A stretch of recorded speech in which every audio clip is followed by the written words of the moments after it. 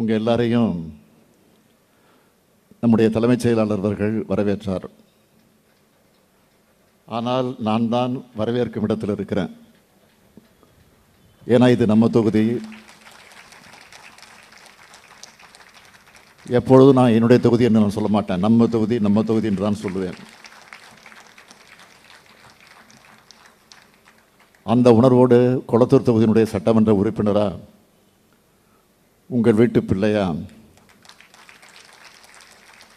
உங்களில் ஒருவனாக இருந்து உங்கள் அனைவரையும் நான் மீண்டும் மீண்டும் வருக வருக வருக என்று வரவேற்கிறேன். பொதுவாக என்னுடைய பிறந்த நாள் வரும்போது மக்கள் நலனுக்காக என் மனசுக்கு நெருக்கமான ஒரு திட்டத்தை தொடங்கி வைப்பது வழக்கமாக வைத்திருக்கிறேன். அதிலும் குறிப்பாக ஆட்சிக்கு வந்த உடனே நம்முடைய இளைஞர்களுக்கு ஊக்குவிக்க வேண்டும் என்பதற்காக வேலை வாய்ப்புகளை அவர்களுக்கு ஏற்படுத்தி தருவதற்காக திறன் மிக்கவங்களாக எல்லா திறமைகளும் கொண்டவங்களாக வளர்த்தெடுக்கணும் என்று நான் நினைத்தேன். இதுக்காக என்னுடைய கனவு திட்டமான நான் முதல்வன் திட்டத்தை 2022 தொடங்கணும். அந்த கனவு திட்டம் நனவாகி இது வரைக்கும் 41 லட்சம் பேருக்கு பயிற்சி கொடுக்கப்பட்டு அவங்களில் 2,60,000 மேற்பட்ட இளைஞர்கள் முன்னணி நிறுவனங்களில் உயர் பணிகளுக்கு போயிருக்காங்க. அது மட்டுமல்ல, நான் முதல்வன் உயர்வுக்கு படி என்ற திட்டத்தின் மூலமாக உயர் கல்வியில் இடைநின்ற 77,000 மாணவர்கள் உயர்கல்வி பயில வழிவகை செஞ்சிருக்கிறோம். ஒன்றிய அரசு பணிகளுக்கு தயாராகும் நம்முடைய இளைஞர்களுக்கு நான் முதல்வன் போட்டித் தேர்வு பிரிவு மூலமாக ஊக்கத்தொகை வழங்குகிறோம். இப்படி நம்ம பசங்களோட கல்விக்காக செய்கிறதை விட எனக்கு என்ன மகிழ்ச்சி இருக்கு? அடுத்து 2023 விளிம்பு நிலை மக்கள் நலனுக்காக மனித கழிவை மனிதனே அகற்றக்கூடிய அவலநிலையை மாற்ற அதுக்கான கருவிகளை தந்து பணியாளர்களே தொழில் முனைவோர் ஆக்கும் திட்டத்தை அறிவித்தேன். அந்த திட்டத்தின் மூலமாக இது வரைக்கும் 202 பேர் தொழில் முனைவோர்களாக ஆகியிருக்காங்க. தூய்மை பணியாளர்களுடைய வாழ்வாதாரமும் மேம்பட்டிருக்கு. அடுத்து 2024 சென்னை மக்களுடைய குடிநீர் தேவையை தீர்த்து வைக்க நெம்மேலி கடல் நீரை குடிநீராக்கக்கூடிய நிலையத்தை திறந்து வச்சேன். இதோட இந்த ஆண்டு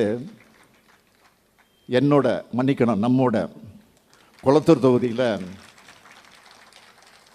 மாபெரும் மருத்துவமனையை கட்டி எழுப்பி இருக்கிறோம்.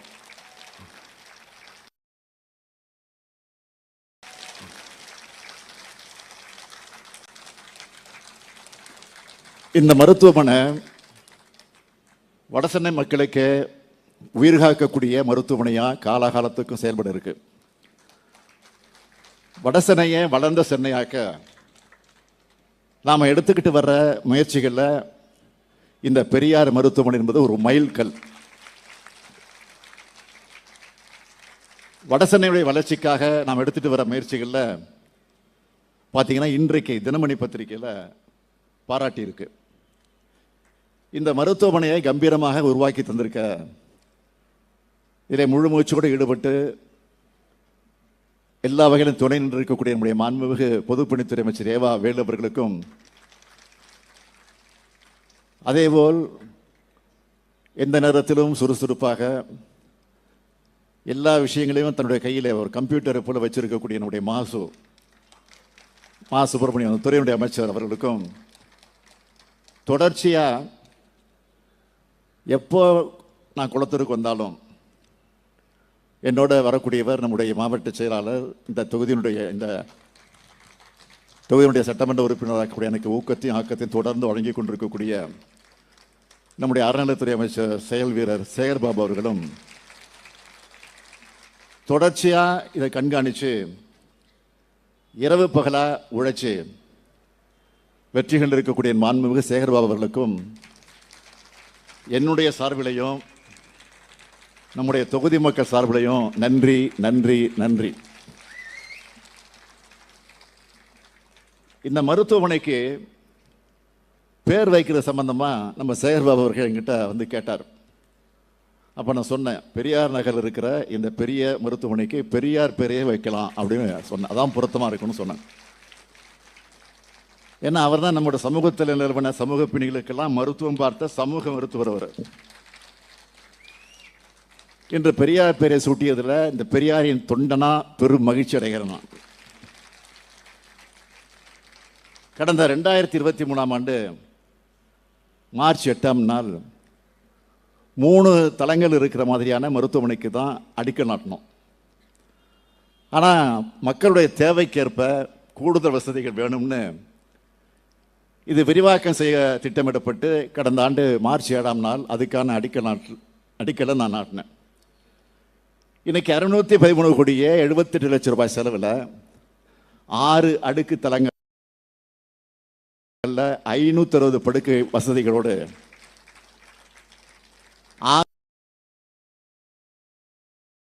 நோயில் பிரிவு, இருதயல் பிரிவு, குழந்தைகள் நல பிரிவு, நரம்பியல் பிரிவு, மகப்பேறு பிரிவுன்னு எல்லா வசதிகளோடும் மிக பிரம்மாண்டமாக இந்த உயர் சிறப்பு மருத்துவமனை உருவாகியிருக்கு.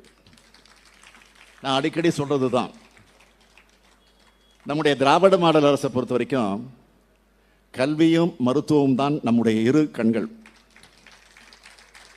அதனால தான் கல்விக்கு கவனம் செலுத்துகிற மாதிரியே மருத்துவ கட்டமைப்பை மேம்படுத்த புதிய அரசு மருத்துவமனைகள் மற்றும் ஆரம்ப சுகாதார நிலையங்கள் உருவாகின்றது.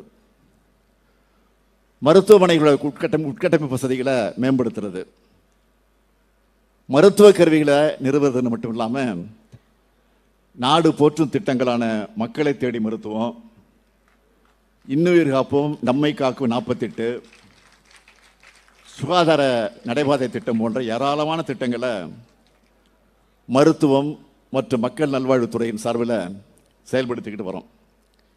இந்த வரிசையில் இந்த பெரியார் மருத்துவமனையை நம்முடைய குளத்தூர் தொகுதியில் திறந்து வைக்கிறதுல நான் மிகுந்த மகிழ்ச்சி அடைகிறேன். இங்கே பணியாற்றக்கூடிய மருத்துவர்கள், செவிலியர்கள், பணியாளர்கள்னு எல்லாருக்கும் நான் சொல்லிக்கொள்ள விரும்புகிறது, உங்களை நம்பி மருத்துவம் பார்க்க வரக்கூடிய மக்களை உங்கள் குடும்பத்தில் ஒருத்தராக பாருங்க, பரிவோடு சிகிச்சை கொடுங்க. அதோட லட்சக்கணக்கான மக்களுக்கு பயனளிக்க போகிற இந்த மருத்துவமனை சுத்தமாகவும் சுகாதாரமும் இருக்கிற உறுதியை செய்யுங்க. நான் வாரத்துக்கு ஒரு முறை எப்படி வந்துடுறேன், வரும்போதெல்லாம் இந்த மருத்துவமனைக்கு வராமல் போக மாட்டேன் நான்.